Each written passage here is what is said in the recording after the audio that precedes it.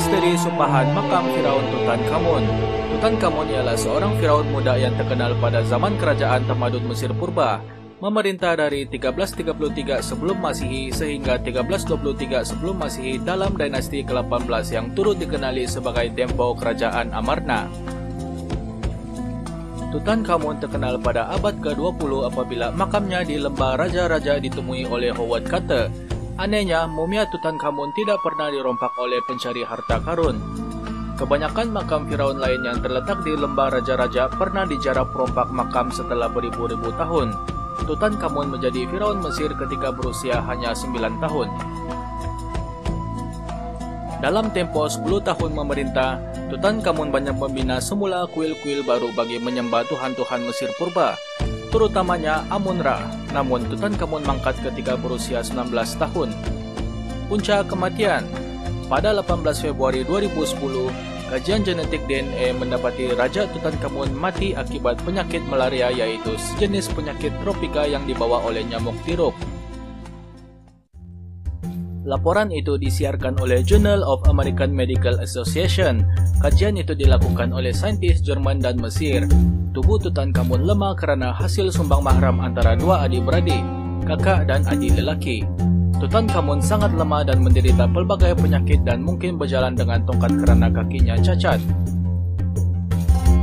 Rahsia Sumpahan Makam Firaun Tutankhamun.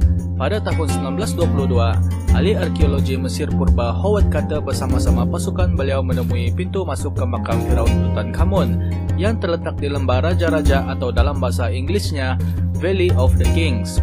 Lembah Raja-Raja ini terletak berhadapan Sungai Nil di Bandar Luxor, yang merupakan tempat persemadian terakhir bagi Firaun-Firaun dan individu penting Mesir Purba.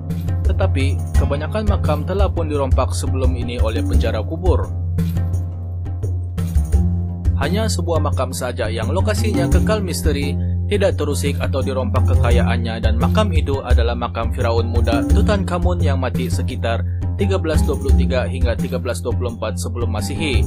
Pakar pengkaji Mesir Purba warga negara British yaitu Howard Carter bertungkus lumus untuk mengesan makam ini dan memulakan operasi pencarian. Operasi ini bermula pada tahun 1914 dengan dana yang diterima daripada Lord Carnarvon. Namun selama 7 tahun pencarian tersebut menemui jalan buntu.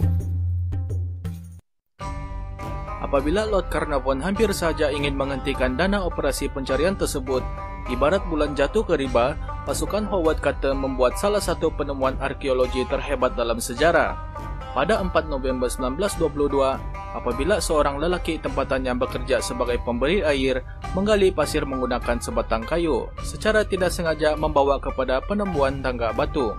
Kemudian, kru pencarian tersebut memulakan penggalian di kawasan penemuan tangga batu itu, yang akhirnya membawa mereka kepada sebuah pintu yang tertutup rapat. Pasukan itu seterusnya memanjatkan pintu, namun menjumpai sebuah lagi pintu dengan lambang insignia Tutankhamun. Pada ketika itu, barulah mereka yakin bahwa mereka telah menemui makam Firaun Tutankhamun yang telah tersembunyi sejak sekian lama. Menjelang 26 November, setelah beberapa minggu usaha membersihkan ruang di hadapan pintu itu dari batu batan, Howard membuat satu lubang bukaan kecil di pintu makam tersebut. Beliau dapat melihat ke dalam bahagian makam melalui lubang itu dengan bantuan cahaya lilin. Hasil pemerhatian Howard, beliau sadar bahwa makam ini belum lagi dijarah, karena harta-harta yang diperbuat daripada emas kelihatan seperti tidak pernah dialihkan. Apabila ditanya oleh Lord Carnarvon, "Can you see anything?" Carter menjawab, "Yes, wonderful things." Howard Carter dan Lord Carnarvon seterusnya menjadi individu pertama yang masuk ke makam Firaun Tutankhamun dalam masa 3000 tahun. Mereka kemudian merekod serta mengkatalog penemuan harta-harta karun itu, dan hanya pada 27 Desember, harta karun pertama dikeluarkan daripada makam tersebut. Antara barangan yang dikeluarkan adalah topeng yang diperbuat daripada emas, takhta diperbuat daripada emas, pedati kuda diperbuat daripada emas, topeng diperbuat daripada emas, deadmas, modal kapal, minyak wangi, barang kemas dan perhiasan, makanan dan wine, sandal, belati diperbuat daripada meteorit, dan banyak lagi. Penemuan harta karun ini merupakan antara penemuan terbesar barangan antiquity Mesir Purba yang pernah direkodkan. Pada 16 Februari 1923, Barulah ruang yang paling dalam makam itu dibuka, membawa kepada sebuah keranda batu. Apabila keranda batu itu dibuka, terdapat sebuah keranda lagi yang diperbuat daripada emas padu seberat 100 kg dan di dalam keranda emas itu terdapat mumia Firaun muda Tutankhamun. Susur galur Tutankhamun. Sehingga tahun 2010, tiada apa yang diketahui tentang susur galur Tutankhamun. Ia hanya diketahui kemudian apabila ujian DNA dilakukan ke atas mumia Tutankhamun beserta 9 mumia Firaun yang lain setelah dibenarkan oleh kerajaan Mesir. Berdasarkan hasil ujian DNA tersebut, mumia Tutankhamun bersama-sama mumia Firaun yang lain disyaki mempunyai hubungan darah saudara terdekat. Sampel DNA yang diambil dari tulang Tutankhamun mendedahkan misteri yang menyelumupi Firaun muda ini. Hasilnya, susur galur keluarga selama 5 generasi dapat dibina melalui ujian DNA tersebut. Ujian DNA tersebut mendapati bahawa Firaun Amenhotep III merupakan datuk kepada Tutankhamun.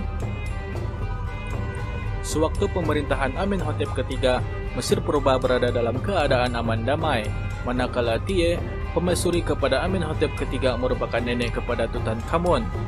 Amenhotep III dan Tie mempunyai 3 orang anak lelaki dan 5 orang anak perempuan, dan salah seorang daripada anak lelaki mereka, yaitu Akhenaten, menjadi pewaris dan Firaun seterusnya. Akhenaten adalah bapa kepada Tutankhamun, manakala identiti ibu Tutankhamun masih kekal misteri. Terdapat ujian DNA ke atas mumia misteri yang dikatakan ibu kepada Tutankhamun. Pada masa yang sama, ujian mengesahkan bahwa individu tersebut merupakan salah seorang daripada 5 anak perempuan Amenhotep III dan Tie. Ini bermakna Akhenaten mengawini adik perempuannya sendiri. Amalan pembiak-bakaan dalaman ini turut diamalkan Tutankhamun sendiri apabila mengawini Ankhesenpatin yang merupakan adik perempuan tiri satu bapa kepada Tutankhamun. Mereka mempunyai 2 orang anak perempuan tetapi kedua-duanya dilahirkan mati atau telah gugur, stillbirth. Kesan pembiak-bakaan dalaman. Amalan pembiak-bakaan dalaman di kalangan keluarga diraja Mesir purba ini menyebabkan selalu terjadi keguguran di dalam kelahiran. Selain itu, penyakit yang disebabkan oleh kerusakan genetik turut terjadi kesan dari amalan ini. Impaknya dialami sendiri oleh Tutankhamun apabila ujian DNA yang dibuat bagi mengenal pasti susur galur Tutankhamun turut mendedahkan bahwa Firaun tersebut mempunyai beberapa masalah kesehatan. Tutankhamun mempunyai kaki yang cacat disebabkan oleh nekrosis tulang yang memaksa Tutankhamun berjalan menggunakan tongkat. Firaun itu juga mempunyai sumbing serta tulang belakang yang melengkung. Selain itu, Tutankhamun turut berdepan dengan masalah keradangan akibat mempunyai sistem imun yang lemah. Keadaan kesehatan Tutankhamun yang terjejas ini bukanlah penyebab kematiannya di usia muda, tetapi ia menyumbang kepada kemerosotan taraf kesehatannya. Selain daripada masalah-masalah di atas, mumia Tutankhamun didapati patah kaki kanannya. Turut dipercayai bahwa dia mempunyai penyakit malaria yang teruk.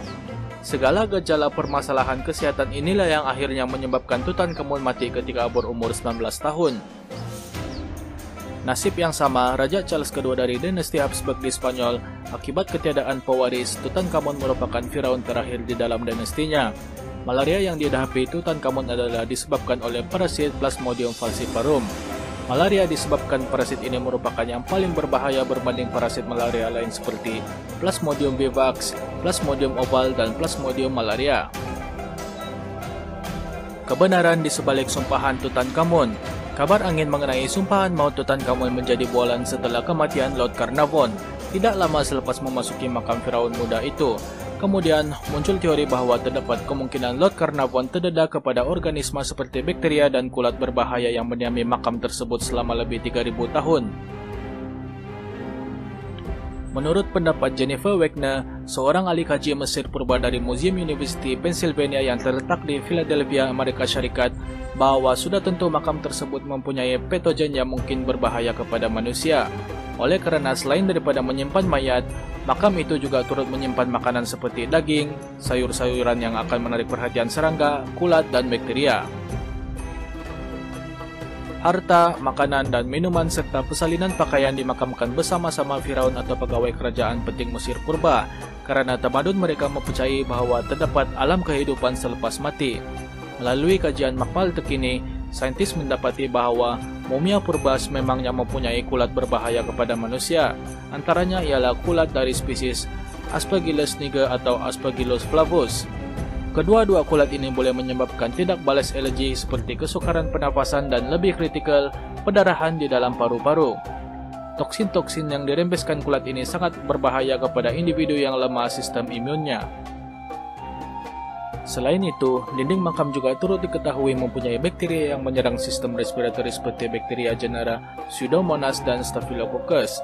Ujian makmal juga menunjukkan bahwa keranda yang menyimpan mumia purba turut mempunyai gas berbahaya seperti amonia, formaldehid, dan hidrogen sulfida. Dalam konsentrasi tinggi, yang mampu memberi penghidup gas simptom seperti pneumonia, iritasi pada mata dan hidung malah berupaya membawa maut. Akhir sekali, kehadiran kelawar yang menjadikan gua-gua pembukaan makam kediaman mereka juga mempunyai risiko tersendiri kepada manusia. Ini karena najis kelawar mempunyai kulat yang mampu menyerang sistem pernafasan. Tetapi, pakar mendapati bahwa toksin makam ini bukanlah puncak kepada kematian Lord Carnarvon. Ini karena beliau diketahui mempunyai penyakit kronik sejak sekian lama sebelum beliau menjejakkan kaki ke dalam makam. Selain itu, ia disokong dengan fakta bahwa kematian Lord Carnarvon berlaku berbulan lamanya selepas pendedahan awal kepada makam tersebut. Jika kematian beliau disebabkan oleh bakteria atau kulat yang terkandung di dalam makam, sudah tentu Lord Carnarvon akan mengalami simptom penyakit lebih awal.